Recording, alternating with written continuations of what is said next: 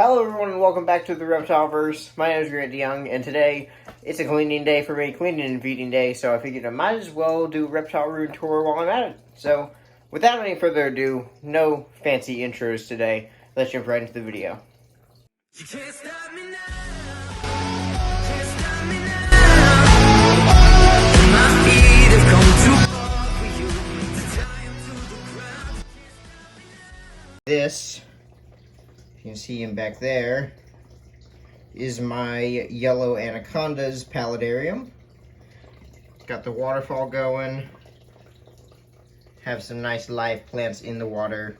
Some live plants outside. See if I can get another shot of him. Not really. Oh well. He is still a baby, so 40 gallon is great for him. This is a 40-gallon, what brand is this? I think this is the PetSmart brand of enclosure when it was like All Things Living, and they changed it to like Thrive or something like that. Yeah, got his hide here. The hide didn't really fit the aesthetic of the enclosure very well, so I buried it. For heat, on this end is not super hot, but it is a little bit warmer. It stays like 75 to 80 degrees typically.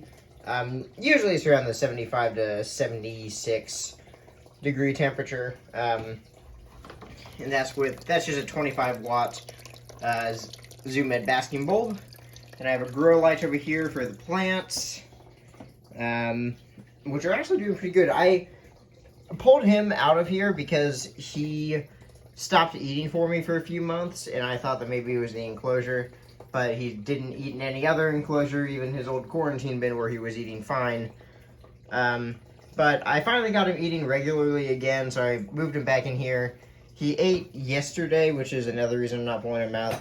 That, and I really don't want to get bitten right now. He is not tame at all. Alrighty, so in here, this is my Burmese Python Sirius. Man, that glare on that glass is pretty horrible. Not feeding you. But yeah, he is very, very docile. I love him. He's going to be one of the stars of the programs, especially when he's a massive behemoth of a snake. But he's a Burm, and he really, really likes to eat. They also need to be fed, either today or tomorrow. I can clean them, like move them out of their enclosures, do preventomite treatment, and clean, and then feed them same day. There's no problem. The only one that would have a problem with feeding would be the Anaconda.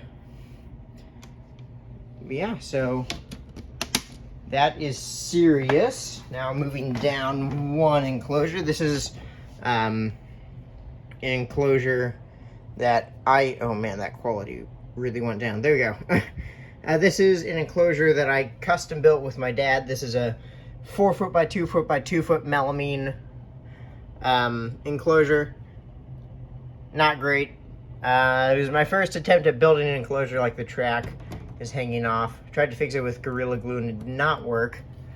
But yeah, this is Zuko, the boa constrictor. Another very, very docile snake once he's out of the enclosure. Let me actually pop open his enclosure. Again, it's kind of hard to see these animals through the glass.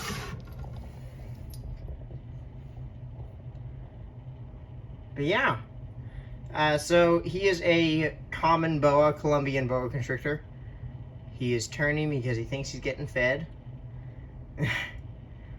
This is one of the enclosures that I'm going to do a full clean on. He rubbed some dookie up there, and yeah. He's a very docile snake, but again, like, I feel like I've said this a million times, very food motivated, as most of my reptiles are. I only have 2 snakes that I don't trust enough, at least right now, to go to programs.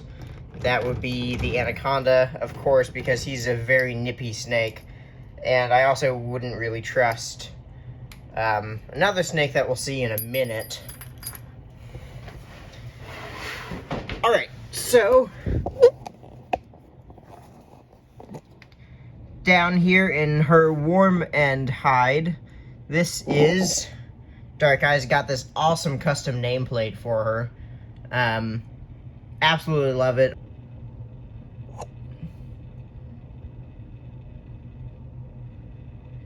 Virides.com. It's an Australian company. I apologize if they're watching this and I spelled or pronounced your name incorrectly. Also got these really cool ball python door handles from them. Oh, and this is the Boa Master. I'm not like going super in detail into this enclosure just because that was, I think my last video was putting her in here. This is my new favorite thing ever. It's a Govee hydrometer. Just sits right there and it connects to my phone via the Wi-Fi, and it tells me the temperature all the time.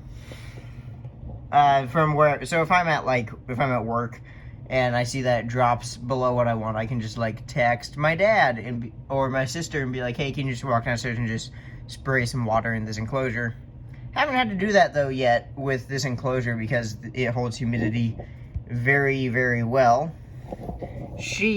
I've had her for a decade now. It'll be 10 years in November. And she was really my gateway reptile, the one that made me love reptiles. I mean, apart from like seeing them on Steve Irwin's channel, or Steve Irwin's YouTube channel. He doesn't have a channel. I'm sure he would if he was still with us today. Watching The Crocodile Hunter. But yeah, I am going to be buying more of these nameplates. I'm going to get them for all of my enclosures. This one I'm probably giving to a friend, but I'm going to be building and or buying more of these 4 foot by 2 foot by 1 foot enclosures. But yeah, he definitely could use a 4 foot. I do believe that bigger is always better when it comes to your animal enclosures. Not everybody agrees with that sentiment, but I think that's weird. I mean, if you think about it, like, people still think today that the bare minimum or an acceptable enclosure is a 40-gallon tank that you saw upstairs with that yellow anaconda. For this 4 foot ball python, or she's about 5 foot now, actually. I 100% disagree. I think that 75 gallons would be the absolute bare minimum, but something like this, like a 4 foot, is better. But yeah, my TED Talk is over. See if we can even see this snake. This is another snake that I don't really feel like being tagged by today. Good news is he doesn't usually strike. He definitely chooses to run before anything else. So in here, actually needs more water, is my African house snake. Probably gonna burrow away in a second. It's a very, very, very pretty snake. I've actually only been bitten by this snake once, but they have like very jerky movements. A lot of people think that this is a great, like, first, like a beginner snake. I kind of agree, but I think if it's your first snake and you're not super confident with how snakes move, not that I'm the most confident person in the world as far as snakes go, their movements are definitely a little bit jerky and kind of spastic at times. But he's still a very, very pretty snake. Actually, the most recent time that I had him out was when he bit me. But it was more my fault. I was trying really hard to get him out of here. And he just kept going all over and burrowing through. And finally I just reached in and grabbed, pulled him out, and he whipped around and bit me. I usually pull him out with a hook and let him calm down on the hook, and then I put him back. But yeah. Currently shedding too, as you can see. Which is actually pretty cool, because he shed like a week ago. Or not a week ago, like 2 weeks ago. 2 or 3. I don't remember. I know that I have a shed from him around here somewhere.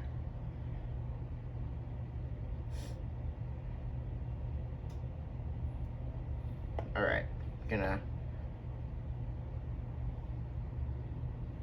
just put this hide back on. Don't want to bother him too much because he doesn't need a spot clean, and I'm gonna feed him later, so don't want to stress him out too much. He's a very good eater.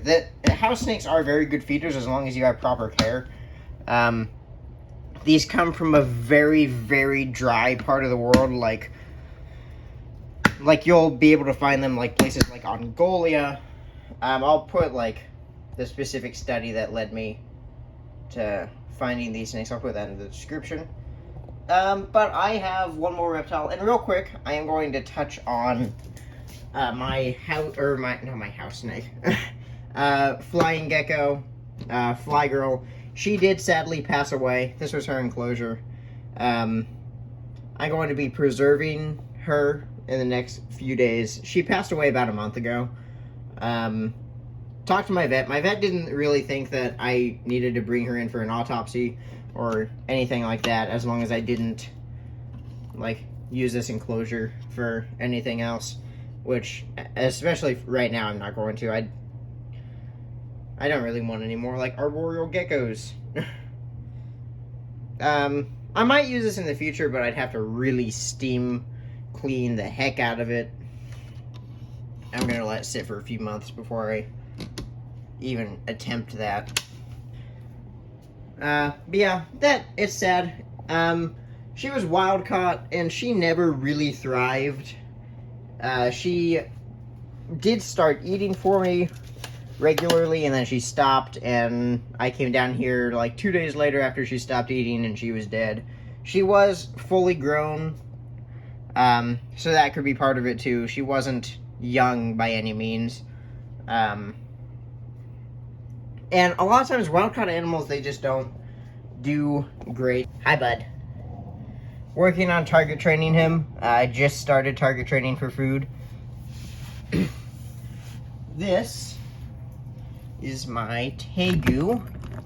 And also, this is not a proper enclosure for a tegu of this size. I'm about to be either buying or building an 8 foot by 4 foot by 4 foot for him, because that's the minimum they really need for a tegu. I'm not eating. Not being fed.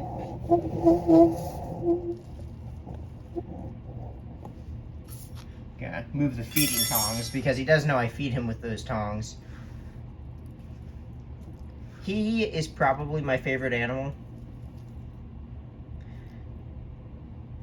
Super sweet.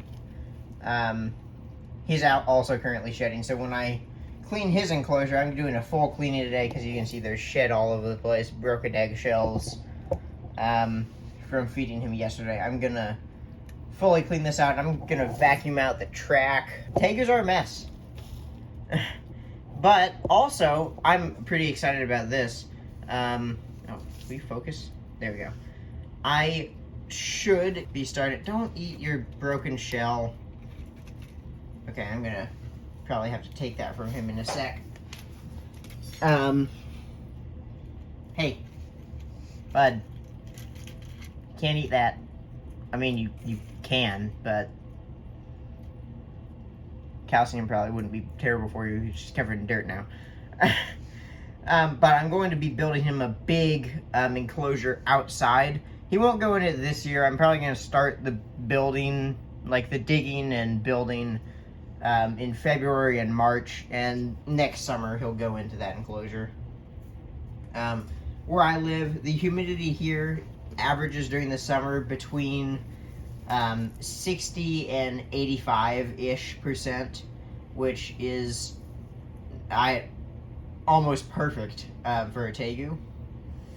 But yeah, he's a good boy. Love him. He quickly became my favorite. And yet, yes, he was wild caught. He was wild caught at this size in the Everglades, or somewhere in South Florida, I know. So instead of him being euthanized, the reptile store that I bought him from got him, and then I got him. Yeah. Alright, so I need to get to cleaning. I'm not going to show you guys all the cleaning because that's kind of boring. It's kind of boring to do, and I can't use my phone for music and clean at the same time. Yeah.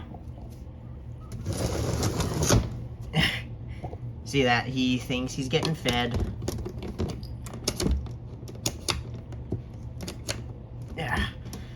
This is another reason I need to vacuum out this track, is because it makes the doors not shut quite all the way, and then it doesn't lock. Going into your hide. Alright, but yeah, so I'm going to end this video here so that I can get to cleaning. If you enjoyed this video, please click like. If you didn't enjoy the video, click dislike. Tell me why you didn't enjoy the video so that I can improve in the future. And subscribe, turn on notifications, and I'll see you guys in the next video. Peace out, YouTube.